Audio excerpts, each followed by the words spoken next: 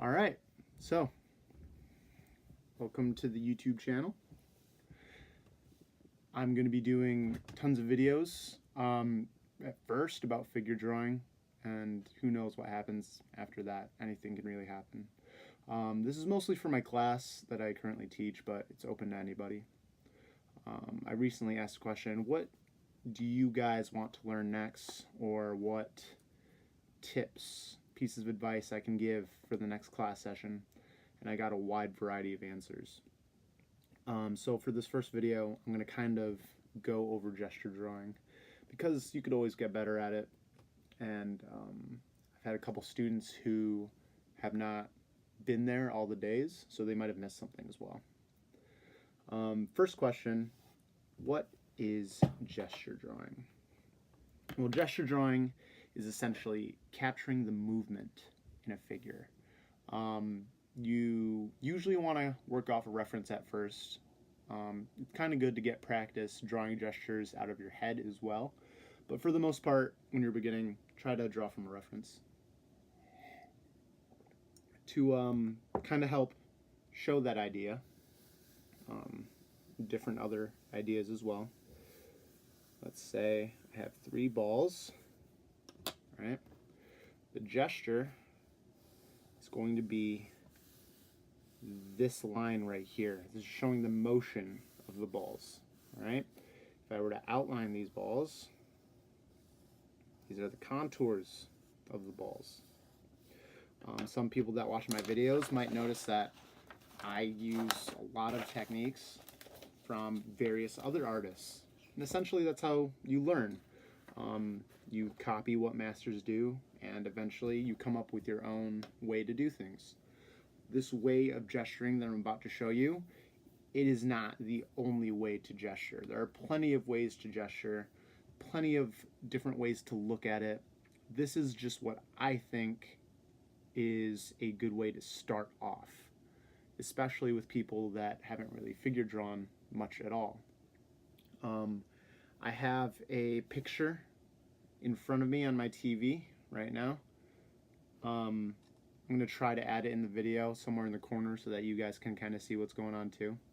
But I'm going to start on the gesture of the drawing. So the first thing that I tell my students is that you want to start by finding the line of action. So for this figure, he's kind of twisted, he's looking behind him, but he's facing to the left. This line of action can be one long line that spans across the page. It can be a line that describes each limb. I'm going to start off with how I kind of learned things. So what I see here, he's got his bent leg, but then he's up like that. So this is the general idea of what's going on. For gesture drawings, it's okay if everything isn't entirely 100% proportionate. And it's even okay to exaggerate things, as long as you're capturing the motion of the figure that you're drawing. So here I started off with a head, I do a circle, and I like to add in a little triangle shape here for the chin and jawline. Next I'm going to add in the torso. So a tool that I've told my students to use is something called the bean. And they've probably heard me say it at least 1,000 times by now. And the bean is a shape that is like this. Alright? So this describes the lower body, at least lower body, or at least lower part of the torso. And this right here describes the upper part of the torso. Alright? Now the way that I kind of build upon this shape here is that since he's facing to the side, going to the left, the pelvis bone is going to be right here, right? I kind of add that right there as well. The rib cage is actually acting as this area right here. So technically we kind of got 2 circles and it's connected by the spine right there. He's hunched over. All right. From here, this is where the leg comes out. You can draw in the thigh. So I'm actually going to show you guys on our figure here what's happening. I'm going to start by adding in the bean shape right here. It's coming in. He's hunched over. Adding in that pelvis. Right. It's not looking too bad. So, I'm going to draw in muscle for the neck. Next, I like to point out where his shoulder joints are. So I see a lot of people putting shoulder joints literally right here on the bean, which is a little odd because our shoulder joints aren't right on the edge of our rib cage. They actually jut out a little bit. So one shoulder joint is going to be here. Another shoulder joint is going to be right here. So I'm going to connect them like that with the collarbones, because our collarbones connect our shoulder joints. The way that I do my limbs is I break it down into two lines. One to describe bicep and tricep, another to describe the forearm. So I'm gonna have it come out a little bit like that, and have it come down. A simple square shape to describe the hand. If you want to go a little bit further, draw in something to represent the fingers and thumb. All right. Now, if you notice, I use curved lines to describe my arms, mostly because, in my opinion, our bones are curved. You don't really see a lot of straight bones. So I like to represent that in my gestures. Next, we're going to have the other arm coming up. So I'm going to have it around there. All right, coming up like that. I'm going to make it a little bit higher. I think that's about right. So while I'm drawing, I'm kind of looking at where everything is placed. I see his hand is really close to the top of his head in my reference picture. And again, I'm going to try to get that reference picture in the video. All right, he's holding a gun, but that's not an important aspect of this drawing right now. So next, adding in the other limbs for the legs. One thing that everyone should know is that the legs are probably the longest limb on the body. They're definitely longer than the torso, longer than the arms. So you want to make sure you don't draw the legs too small. Two common mistakes I see, or at least three, that people make. Heads are too big, arms and legs are too small. So sometimes I force myself to draw legs a little bit bigger just to make sure that I'm not making them too small. That was a problem I had back in high school.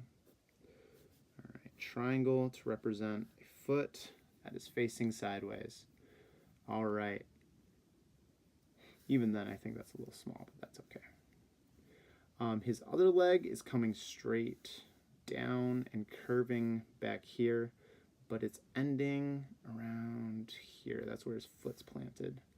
So I kind of have a connect the dots type deal going on. I'm going to have this leg come down. Again, another curved line to meet it. Going to draw in that triangle.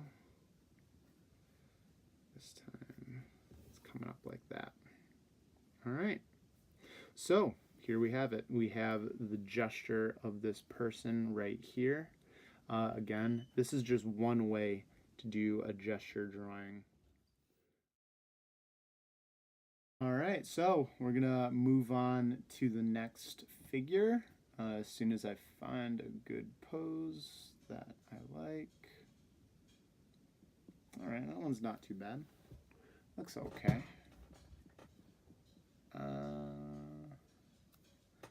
I don't think I'm gonna do that one.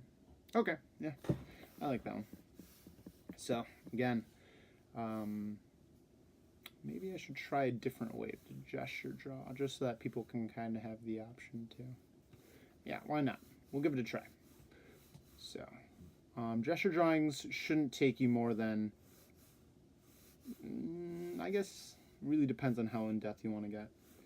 You can have 30-second gesture drawings. You can have 2-minute gesture drawings, 10-minute gesture drawings. As long as you're getting the main idea of the form down.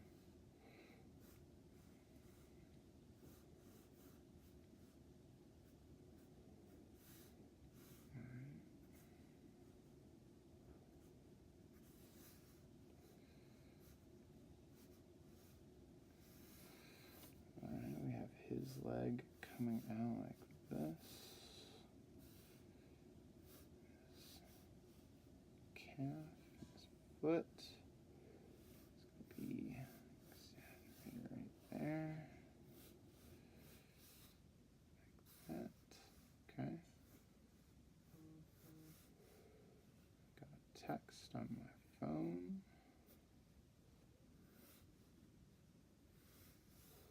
Alright. Another text.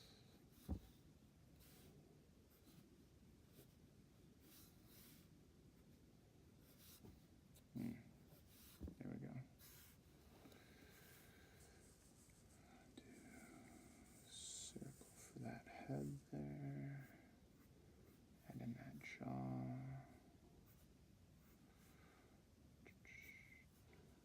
If you guys notice, for this type of gesture, I'm working with a lot of parallel lines. They usually only meet right at the ends of the body, like the ankles or the wrists.